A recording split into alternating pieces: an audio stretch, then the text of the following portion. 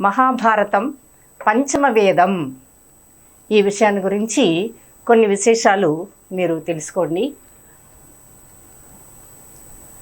మహాభారతాన్ని సంస్కృతంలో వేదవ్యాస మహర్షి రచించాడు.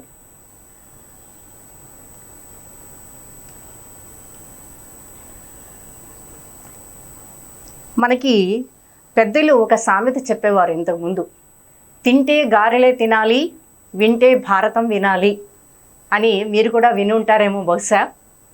తెలుగు వాళ్ళకి గారెల రుచి ఎంత అనుభవపూర్వకమో, మహాభారతం మీద అభిరుచి కూడా అంత అనుభవపూర్వకమే.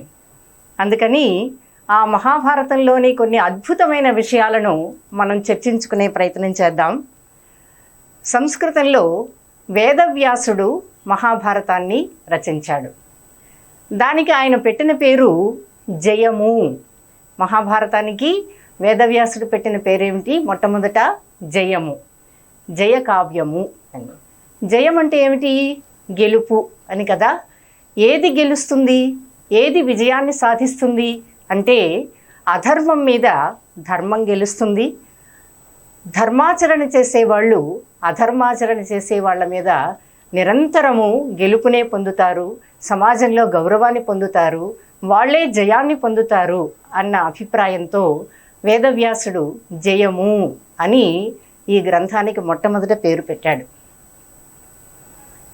అయితే ఆ తరువాత దీనికి పంచమ వేదం అనే పేరు కూడా వచ్చింది. పంచమ వేదం అంటే ఏమిటి? 5వ వేదం కదా. 5వ వేదం అన్నప్పుడు ఇంకా 4 వేదాలు ఉన్నాయా? మొదటివి అవును, 4 వేదాలు ఉన్నాయి. మన భారతీయ సంస్కృతిలో, మన సనాతన ధర్మంలో, హిందూ ధర్మానికి సంబంధించి 4 వేదాలు ఉన్నాయి. ఇంకొక విశేషం ఏమిటంటే, హిందూ అన్నది ఒక మతం కాదు, ఒక ధర్మం. మానవుడు ఆచరించవలసినటువంటి జీవన విధానం, ఒక నడవడిక, దాన్ని బోధించేదే ధర్మం. అదే మన సనాతన ధర్మం. ఆ సనాతన ధర్మాన్ని మొదటి 4 వేదాలు పేర్కొన్నాయి.